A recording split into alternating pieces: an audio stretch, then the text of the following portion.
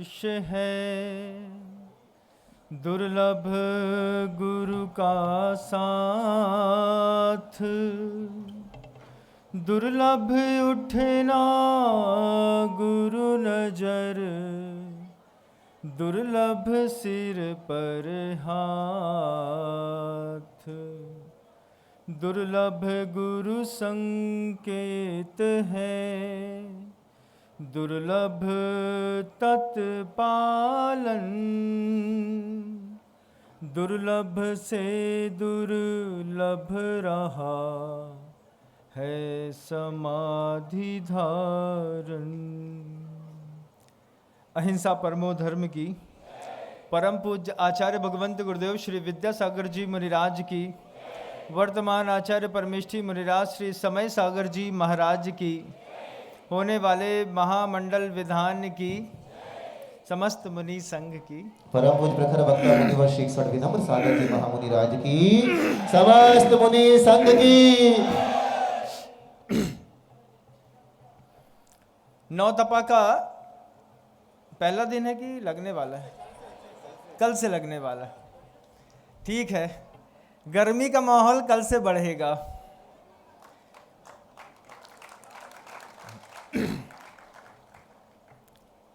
सत्रह अप्रैल को हम लोग कुंडलपुर से आचार्य भगवंत गुरुदेव श्री समय सागर जी महाराज जी के आगे आशीर्वाद लेकर के, और भीषण गर्मी में जब इच्छा बिल्कुल भी नहीं हो रही थी कि कमरे से बाहर निकलें, ऐसी घनघोर अग्नि वर्षा के समय पे सिर्फ एक आचार्य महाराज जी का आशीर्वाद था जो भोपाल नगर में यहाँ तक ला करके खड़ा कर दिया। दिन भर गर्मी रहती थी, शाम को ठंडी हवा चलती थी तो चुपचाप विश्राम कर लेते थे, सुबह फिर तैयार हो जाते थे। गुरुदेव ने बस एक ही बात कही कि ये जो 5 महाव्रत हैं, अहिंसा, सत्य, अचौर, अपरिग्रह और ब्रह्मचर्य, ये 5 महाव्रतों का 5 इंद्रियों से निर्दोष पालन करने पर साधुओं को भी शक्ति मिलती है और शावकों को भी शक्ति मिलती है। और दोनों ने अपने अपने स्तर पे रह करके प्रभावना का वो जो डंका बजाया है, देखने लायक है बंधुओं। क्या देखने लायक है? आप दक्षिण भारत में जाकर के पट्ट महादेवी शांतला के बनाए हुए उन मंदिरों को देखिएगा, या फिर जैन शासन के पिछले 30 सालों में सर्वाधिक नवीनतम तीर्थ क्षेत्रों की स्थापना करने वाले गुरुदेव श्री विद्यासागर जी महाराज के आशीर्वाद प्राप्त क्षेत्रों को देखिएगा। नेमावर देखिएगा, अमरकंटक देखिएगा, कुंडलपुर देखिएगा। कुंडलपुर तो ऐसी शान है कि देवताओं को भी लगता है कि रात में 12 बजे आकर के यहाँ पर भगवान की वंदना कर लें। आप लोग जब कभी भी कुंडलपुर जाते हैं तो आपको कैसा लगता है? क्या अनुभूति होती है? 1100 रुपया दान दिए होंगे कुंडलपुर में, किसी ने 11,000, किसी ने 11 करोड़। लेकिन जब अनुभूति होती है तो ऐसा लगता है कि पूरा का पूरा मंदिर सिर्फ हमारे ही द्रव्य से निर्मित है।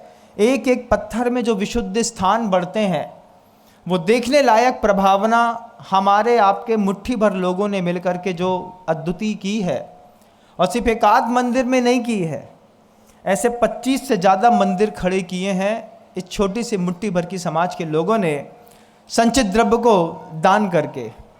सौभाग्य था हमारा। पहली बार जब गुरुदेव को कंबोडिया बोरेबदूर का वो दृश्य दिखाया कि भगवान कंबोडिया में विधर्मियों ने जैन समाज की ह्यूमन बॉडी साइज की, ह्यूमन बॉडी साइज मतलब समझिए 90 किलो का कोई व्यक्ति हो, 6 फुट लंबा चौड़ा, और आंख बंद करके पद्मासन पर ऐसा बैठा हो, तो जितना बड़ा उसका आकार बनता है उतनी बड़ी बड़ी मूर्तियों की 22,000 मूर्तियों के सिर काट करके अलग कर दिए और धड़ धड़ एक तरफ इकट्ठी करके रख दिए। आपने मूर्तियां देखी नहीं होंगी, मूर्तियां देखी पहली बार, सिर कटी सिर्फ धड़ दिख रहा है। जब दूसरा शब्द सुना कि 22 की 22,000 मूर्तियां कसौटी के पाषाण की बनी थी, इंटरनेशनल मार्केट में एक एक मूर्ति की कीमत 100 करोड़ रुपए है। तब जाकर के लगा कि जैन शासन वास्तव में कितना समृद्ध था। आपको लगता है कि नहीं लगता है? नहीं लगता है तो लगना चाहिए। कभी वो दृश्य गूगल में देखिएगा, फेसबुक या इंटरनेट में सर्च करने की कोशिश करिएगा, तब आपको दिखेंगे कि जैन समाज की समृद्धता कितनी ज़बरदस्त थी। जब पूज्य गुरुवर को वो 22,000 प्रतिमाओं के धड़ दिखाए गए जिसमें सिर नहीं लगे थे, गुरुदेव की आंख से आंसू आ गया और गुरुदेव ने जैसे मन ही मन इस बात का संकल्प कर लिया हो कि जैसे 22,000 प्रतिमाओं की क्षति हुई है, ऐसे हम 22,000 से ज़्यादा प्रतिमाओं की स्थापना करके जैन शासन को पुनः जीवंत करेंगे। तब जाकर के गुरुदेव ने सहस्कूट जिनालय की कल्पना सामने जनमानस के रखी कि छोटे छोटे परिवार होते हैं, मिडिल क्लास फैमिली होती है, किसी के घर में 12,000, 15,000, 20,000 रुपए की आवक होती है, वो मंदिर नहीं बना सकता। वो जिनालय बनाने में जहां करोड़ों रुपए का द्रव्य का खर्च होता है, सामर्थ्य नहीं है सबकी, लेकिन भावना तो सबकी होती है। इच्छा तो होती है कि अपने जिंदा रहते एक जिनबिंब, एक जिनालय, जिनबिंब प्रतिमा के साथ छत्र चमर भामंडल वेदी की स्थापना कर दें। बहुत कुछ सोच करके गुरुदेव ने सहस्कूट जिनालय को आकार देने का प्रकल्प रखा और 25 सहस्कूट जिनालयों में 25,000 प्रतिमाओं की स्थापना का संकल्प उन्होंने स्वयं अपने मन में ले लिया कि बोरे बदूर में अगर 22,000 प्रतिमाओं की क्षति हुई है तो हम यहाँ पर 25,000 प्रतिमाओं की स्थापना करेंगे। आचार्य श्री जी ने खुद के साथ एक वादा किया था और उस वादे में आप सब ने मिलकर के समर्थन भी दिया था। बंधुओं, आज पूरा देश मेरी इस आवाज़ को सुन रहा है, दूर दूर तक जहाँ तक मेरी आवाज़ जाती है। गुरुदेव के 25 सहस्कूट जिनालयों में 25,000 प्रतिमाओं के बीच में हो सकता है आपने अपने परिवार की सहभागिता दर्ज कर दी हो, लेकिन अगर आपने अपने परिवार की सहभागिता दर्ज नहीं की है तो दुनिया भर के रहने वाले लोगों से, जो खास तौर से मुझे America, Europe, Australia, New Zealand, Dubai, अमीरात में सुनते हैं, उन सब से कहना चाहता हूँ, एक जिनबिंब रखने का सौभाग्य प्राप्त करिए। एक जिनबिंब की राशि आज सेंट्रलाइज कर दी है हमने कि दुनिया के किसी भी सहस्कूट जिनालय में, किसी भी क्षेत्र के सहस्कूट जिनालय में आपको प्रतिमा रखनी है, मात्र 5,55,000 रुपए की राशि, वह भी 5 साल के EMI प्रोसेसिंग लंबे टाइम पीरियड में, हर साल मात्र 1,11,000 रुपये देकर के 5 वर्षों में 5,55,000 देकर के छत्र चमर भामंडल बेटी के साथ 80 किलो की धातु की सुंदरतम भव्यतम प्रतिमा रखने का सौभाग्य दुनिया भर के लोगों को अपनी स्वयं की जवाबदारी के साथ प्राप्त करना चाहिए। 1,11,000 रुपये की राशि अगर हम कहते हैं तो महीने का सिर्फ 9,000 रुपये होता है, जितना आप अपने घर के अंदर काम झाड़ू पोछा लगाने वाली बाई को देते हैं। उससे भी कम राशि में आप एक जिनबिंब जिनालय में स्थापित करने का सौभाग्य, पूरी दुनिया के लोग आज इस बात को सुन रहे हैं और अच्छे से सुने, ऐसी मैं भावना रखता हूं कि और स्क्रीन पर जो नंबर दिखाई देता है, स्क्रीन का नंबर आप फ़ोन करिएगा, वह फ़ोन नंबर आपको तुरंत रात के 2 बजे भी आप उनको फ़ोन लगाएंगे, वो फ़ोन उठाते हैं जवाबदारी के साथ, आपका नाम, नंबर, मोबाइल एड्रेस नोट करेंगे, आपको अकाउंट नंबर देंगे, आप उसमें पहली इंस्टॉलमेंट के साथ, आप चाहें तो एक साथ, आप चाहें तो धीरे धीरे करके अपनी राशि जमा करा करके, सबसे पहले दुनिया के लोगों से कहना चाहता हूँ कि करीब 17,000 दिगंबर जैन परिवारों की ऐसी तलाश है जो मात्र 5,55,000 रुपये की राशि 5 साल में दे करके, हर साल सिर्फ 1,11,000 दे करके एक जिनबिंब रखने का, छत्र चमर भामंडल बेदी रखने का सौभाग्य प्राप्त करें। ऐसी मेरी भावना है। भावना मेरी नहीं है, भावना तो गुरुदेव की है। मैं तो देवदूत बन करके मात्र आप तक उनके शब्दों को पहुंचाने का प्रयास कर रहा हूं। और संबंधों में गहराई ना हो तो ना कोई बात सुनता है, ना कोई दान देता है। किसी के कहने पर कोई दान नहीं देता बंधुओं, लेकिन आपकी और गुरुदेव की गहराई जग प्रसिद्ध है। जैसे लोग कहते थे छोटे बाबा और बड़े बाबा की जोड़ी अजर अमर है, ऐसी मैं कहता हूँ कि दुनिया भर के जैन श्रावकों की और गुरुदेव श्री विद्यासागर जी महाराज की जोड़ी जी भी अजर अमर है। एक बार आप तक संकेत पहुँचते हैं, फिर आप लेट नहीं करते, क्योंकि आउटपुट भले ऑफलाइन देखने वाली जनता को दिखाई न दे, लेकिन आउटपुट मुझे दिखाई देता है।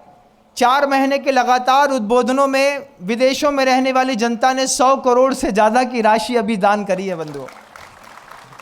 कई बार हम सामने बैठे लोग चूक जाते हैं और स्क्रीन पर सुनने वाला आदमी तुरंत अपनी जवाबदारी समझता है और तुरंत फ़ोन लगा के बोलता है, भैया एक प्रतिमा हमारी बुक कर लीजिए, 5,55,000 की राशि है। एक निश्चित अकाउंट पर आने के बाद आप उनको बोल सकते हैं रामटेक में रखना है, आप बोल सकते हैं सिरपुर में रखना है, हबीबगंज भोपाल में रखना है, जबलपुर में रखना है, अमरकंटक में रखना है, जहां भी आप प्रतिमा रखना चाहते हैं, चंदगिरी में रखना चाहते हैं, जिस भी जिनालय में आप प्रतिमा रखना चाहते हैं, आप अपना नाम भी बताइएगा, स्थान बताइएगा, वे उस स्थान तक आपके संदेश के साथ आपके धन को पहुंचाने की कोशिश करेंगे। पहली जवाबदारी है।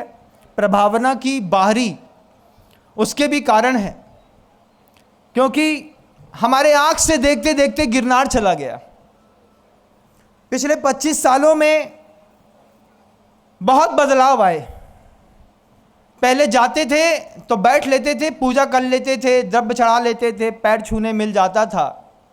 अब कुछ स्थितियां ऐसी हो गई हैं कि उनको तो सिर्फ देखते साथ ही जैसे रैबीज के इंजेक्शन की ज़रूरत पड़ती हो, ऐसे लोग बहुत ज़्यादा आक्रामक हो जाते हैं। नेमिनाथ भगवान का जयकारा लगाना हमारे ही क्षेत्र पर मुश्किल हो गया। हम लड़ तो नहीं सकते, लेकिन नए तीर्थ की स्थापना करके अपने धर्म ध्यान को निश्चित आगे बनाए रख सकते हैं। हर पीढ़ी की जवाबदारी है आगे आने वाली जनरेशन को कुछ दे करके जाना। आपकी भी जवाबदारी है आगे वाली जनरेशन को कुछ दे करके जाना। ये हबीबगंज का, मैं आज भोपाल में हूँ तो जहाँ मैं हूँ सिर्फ मैं वहीं की बात करता हूँ। जब गुरुदेव 2016 में पहली बार हबीबगंज में आए थे तो हबीबगंज में पहली बार एक स्थान देख करके उन्होंने कहा था कि जैसा अमरकंटक का मंदिर तैयार हो रहा है, ऐसा ही ध्यान केंद्र के साथ एक मंदिर यहाँ भी बनेगा जो अहिंसा, जैन शासन, जैन सिद्धांत, न्याय, दिगंबरत्व की दूर तक अपनी पताका फहराता रहेगा।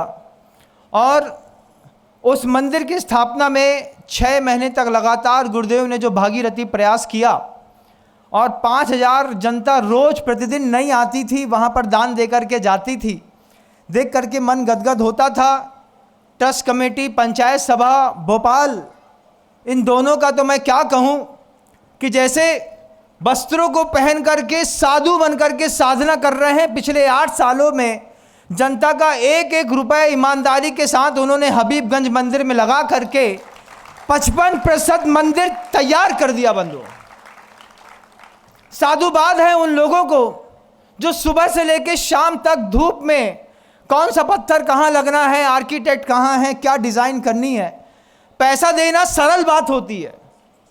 घर के अंदर कोई व्यक्ति आपसे आया, पैसा मांगा, आपने 2, 5, 10 लाख रुपए दे दिए, बहुत सरल बात होती है। गुरुदेव हमेशा कहते थे समय का दान देना सबसे बड़ी बात होती है। वे लोग, बड़े बड़े घरों के लोग, मैं किसी एक का नाम लेकर के किसी एक का अपमान नहीं करना चाहता हूँ, इसलिए मेरे दिल में सब समाये हैं।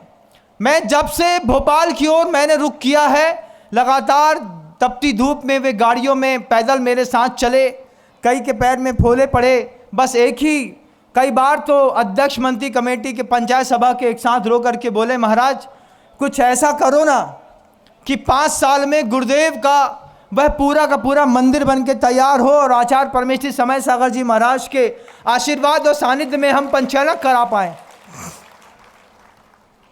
हमने एक ही बात कही, अगर आप चाहते हैं पूरे भोपाल के लोग कि अगले 5 सालों में आचार्य महाराज समय सागर जी महाराज से हबीबगंज में जैन समाज का एक लौता चेहरा तैयार करना। गली के मंदिरों में बड़े बड़े लोग नहीं आते बंधु। अभी 2-4 मंदिर फेमस हैं, जब कभी भी आप बाहर निकलते हैं तो आपको बिरला मंदिर दिखाई देता है। आपको इस्कॉन मंदिर दिखाई देता है, आपको किसी और का मंदिर दिखाई देता है, लेकिन अभी दुनिया में पूछ परख नहीं है। जिस दिन भोपाल का जैन मंदिर तैयार हो जाएगा, जैन और अजैन विश्व की जनता आकर के भोपाल का वो हबीबगंज का जिनालय देखने आएगी। बोले मंदिर देखना है तो जैनियों का देखो, जो जैनियों ने अपनी ताकत से बनाया है। और ये जवाबदारी दी 2-5 लोगों पर नहीं, भोपाल के अंदर की 5000 जनता एक साथ एक मुट्ठी बांध करके खड़ी होती तो गुरुदेव ने जिस मंदिर के लिए आशीर्वाद दिया था, करीब 150 पौने 200 करोड़ रुपए की लागत से ऊपर का वो मंदिर बनने जो जा रहा है। बहुत सारे ऐसे लोग हैं, मैं फिर कहना चाहता हूं कि किसी के नाम लेकर के मैं प्रशंसा ना करूं, लेकिन मुझे दिखाई देता है कि जब मंदिर का काम रुकता है तो अपनी फैक्ट्री का पैसा उठा करके मंदिर में लगा देते हैं। बोले भैया हमारा काम रुके तो रुक जाए, लेकिन मंदिर का काम नहीं रुकेगा। हम लोगों ने गुरुदेव पर कसम खाई है, हम काम नहीं रुकने देंगे। ऐसे 10, 15, 17, 20 लोगों की ऐसी जानदार टीम है जो आप सबके पूरे भोपाल के सहयोग की अपेक्षा रखती है। थकता है आदमी अगर उसको प्रोत्साहन नहीं मिलता, थक जाता है आदमी अगर समय पर उसको ऊर्जा नहीं मिलती, बल नहीं मिलता, समय पर थपथपी नहीं मिलती। कोई ये नहीं कहता कि देखो आप तो क्या गजब का काम कर रहे हैं। और मैंने तो अपने अनुभवों से सीखा है कि कार्यकर्ता को सिर्फ बदनामी का मेडल मिलता है। जितना सफल कार्यकर्ता होता है उसको बस ये कहा जाता है कि इनने पैसे चुरा लिए, इनने अपना मकान बना लिया, इनने ये कर लिया, वो कर लिया।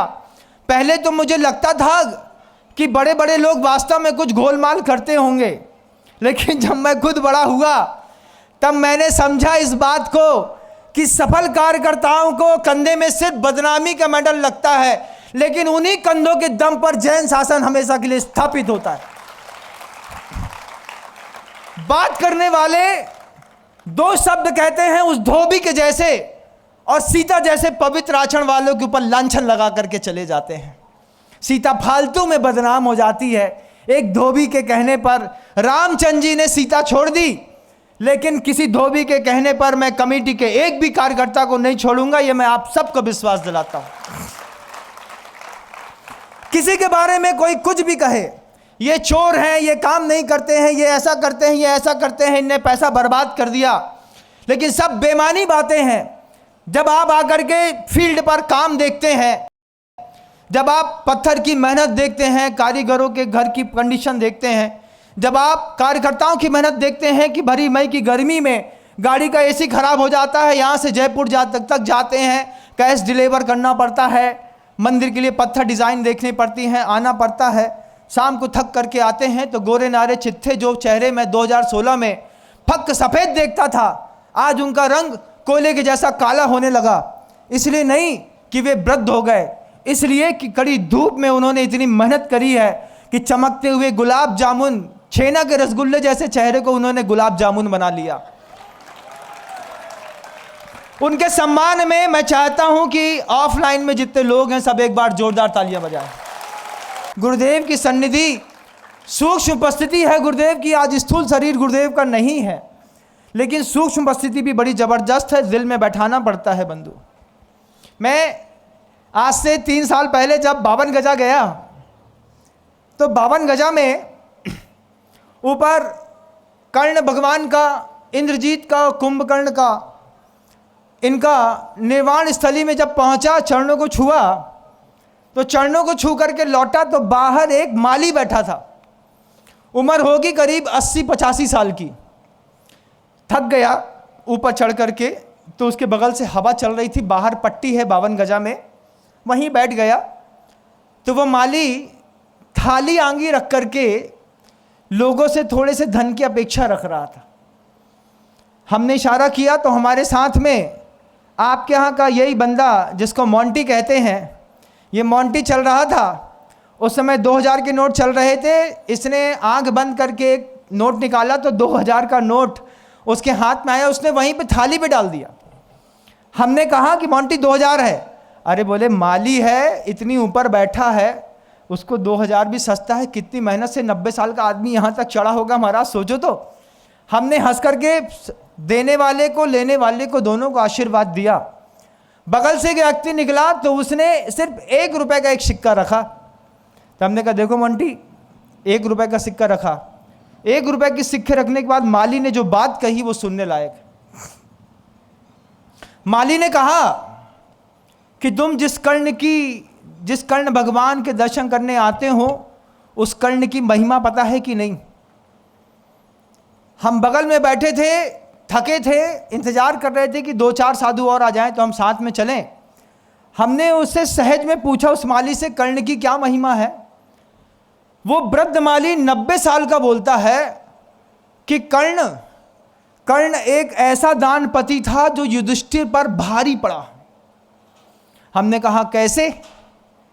बोले कर्ण का संकल्प था कि मेरे पास होगा और कोई मांगेगा तो मैं मना नहीं करूंगा। फिर उस वृद्ध ने मुझे 52 गजा की सीढ़ी पर जो कहानी सुनाई वो सुनकर के मैं गदगद हो गया।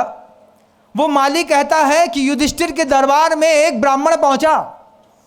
बारिश का समय था। युधिष्ठिर, भीम, अर्जुन, नकुल, सहदेव और कृष्ण सब एक साथ बैठे थे। चर्चा चल रही थी कि युधिष्ठिर बहुत बड़े दानपति हैं, बहुत अच्छा दान करते हैं। कृष्ण कहते हैं कि युधिष्ठिर से बड़ा दानी है कर्ण। भीम, अर्जुन और नकुल ने तीनों ने कृष्ण की ओर देखा, देख करके बोला कि तात, युधिष्ठिर को, हमारे बड़े भाई को आप कम दानी समझते हैं? वो सत्यवादी भी हैं और बहुत बड़े दानी हैं युधिष्ठिर। धर्मराज युधिष्ठिर शब्द है उनका, उनके साथ धर्मराज शब्द रखा हुआ है। बोले उसके बाद भी कृष्ण ने कहा कि दानी तो कर्ण है, विश्वास न हो तो 2-4 दिनों में मौका पड़ेगा तो दिखा देंगे। और मौका पड़ा कि बारिश घनघोर हो रही थी और एक ब्राह्मण का जवान पुत्र मर गया। ये कहानी कौन सुना रहा है मुझे? 52 गजा के ऊपर बैठा हुआ माली जैन समाज के लोगों को कहानी सुना रहा था। मैंने सुनी तो सुन करके गदगद रह गया। कृष्ण बोलते हैं कि 4 दिन बाद जब घनघोर बारिश हुई और एक ब्राह्मण का जवान पुत्र मर गया। ब्राह्मण के घर में अकूत संपत्ति थी, हीरे मोती जवाहरात भरे पड़े थे। वो सोचता है कि मेरा जवान पुत्र मरा है, इस जवान पुत्र को चंदन की लकड़ी में जलाऊंगा। चंदन की लकड़ी बारिश के दिनों में कहाँ मिलेगी सूखी? तो धर्मराज युधिष्ठिर के दरबार में गया और युधिष्ठिर के दरबार में जाकर के युधिष्ठिर से कहता है कि धर्मराज, मेरा जवान पुत्र मर गया, बहुत दुख है मुझे और उस दुख में इतना भावित हूँ, लेकिन मेरा संकल्प है कि अपने पुत्र को चंदन की लकड़ी से अग्नि संस्कार करूँगा, मुझे सूखी चंदन की लकड़ियाँ दे दो। धर्मराज भी सोचते रहे कि घनघोर बारिश में जब एक एक चंदन का पेड़ मेरे जो जंगलों में लगा है तरबतर होकर के गीला हो गया है, जलाएंगे तो जलेगा नहीं, सूखा चंदन कहाँ से लाऊं? बहुत सोचने पर भी धर्मराज को रास्ता ना दिखाई दिया। धर्मराज उस ब्राह्मण से बोले कि हीरा मोती जवाहरात पैसा जो चाहिए ले लो, लेकिन बारिश में सूखी लकड़ियां कहाँ से लाऊं? ब्राह्मण कहता है धर्मराज से, ये हीरे मोती जवाहरात तो मेरे घर में भी बहुत पड़े हैं, आज दुख का समय है, बच्चे को चंदन की लकड़ी में जलाने का संकल्प कर लिया, तुम्हारे पास तुम राजा थे ये सोच करके आया और तुमने मना कर दिया। ठीक ही कहता है कृष्ण कि दानपति तो सिर्फ कर्ण है और किसी की सामर्थ्य नहीं है दान देने की। धर्मराज युधिष्ठिर ने मुख के सामने अपना अपमान सुना और पांचों के पांचों पांडव तैयार हो गए ये सोच करके कि कर्ण कैसा दान देगा। वो ब्राह्मण युधिष्ठिर से कहता है तुमसे दान न होगा, दान तो सिर्फ कर्ण देगा। और वहां से उठ करके कर्ण के दरबार में गया। कर्ण के दरबार में जाकर के उस ब्राह्मण ने कहा कि कर्ण, मेरा जवान पुत्र 16 साल का मरा है, 16 साल के मरे पुत्र को मुझे जलाना है, सूखी चंदन की लकड़ियां चाहिए, एक भी सामान्य लकड़ी से मैं अपने पुत्र का दाह संस्कार नहीं करूंगा, ये मेरा संकल्प है। तुम्हारे सामने एक ब्राह्मण याचना करता है, मुझे सूखी लकड़ियां दे दो। कर्ण सोच में पड़े, लेकिन ज़्यादा देर तक सोच में नहीं रहे। कर्ण ने सोचा कि सूखी लकड़ियां कहां से लाएंगे, और दानवीर कर्ण नाम प्रसिद्ध है। कर्ण ने 2 मिनट सोचा, मंत्री से कहा कुल्हाड़ी लेकर के आओ। कुल्हाड़ी लाकर के मंत्री ने हाथ में दी। कर्ण की राजसभा में बहुत बड़े बड़े ऊंचे ऊंचे शुद्ध चंदन के स्तंभ बने थे, जिससे पूरे कर्ण की सभा में चंदन की खुशबू फैलती थी। कर्ण ने बिना देर किए हुए 4 स्तंभों को तोड़ दिया अपने हाथ से, लकड़ियां ढेर लगा दी और ब्राह्मण के चरणों में नमस्कार करके बोलता है कि हे विप्रराज, आप अपने पुत्र का दाह संस्कार सूखी लकड़ियों से करिए, कर्ण आपको आश्वस्त करता है।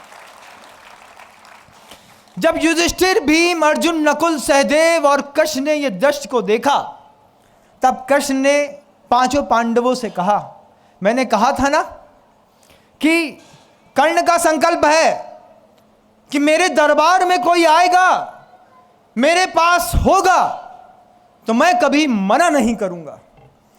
ये चंदन के बड़े बड़े स्तंभ तो युधिष्ठिर के दरबार में भी लगे थे, लेकिन युधिष्ठिर की बुद्धि ऐसी गई नहीं कि हम अपने दरबार के स्तंभों को तोड़ करके लेकिन एक सामने वाले की भावना को पूरी कर बैठे। दानवीर जैसे कर्ण प्रसिद्ध था, वो माली कहता है कि तुम 52 गजा आए हो उस दानवीर कर्ण के चरणों की धूल को प्राप्त करने, और कोई तुम्हारे सामने थाली पहलाता है तो 1 रुपए देते हो। तुमको लाज नहीं आती? कर्ण के भक्त बनते वक्त ये कर्ण वे मुनिराज हैं जो जैन शासन में अकुश साधना करके 52 गजा बड़वानी से मोक्ष को पधारे भगवान। ऐसे पूर्वज जब हमारे थे और ऐसी परिस्थितियां थीं, आपको मैं क्या कहूं मुझे समझ में नहीं आता। समय आपका हो गया, इसलिए शब्दों को विराम देता हूं। गुरुदेव श्री विद्यासागर। 5 मिनट के लिए सभी लोग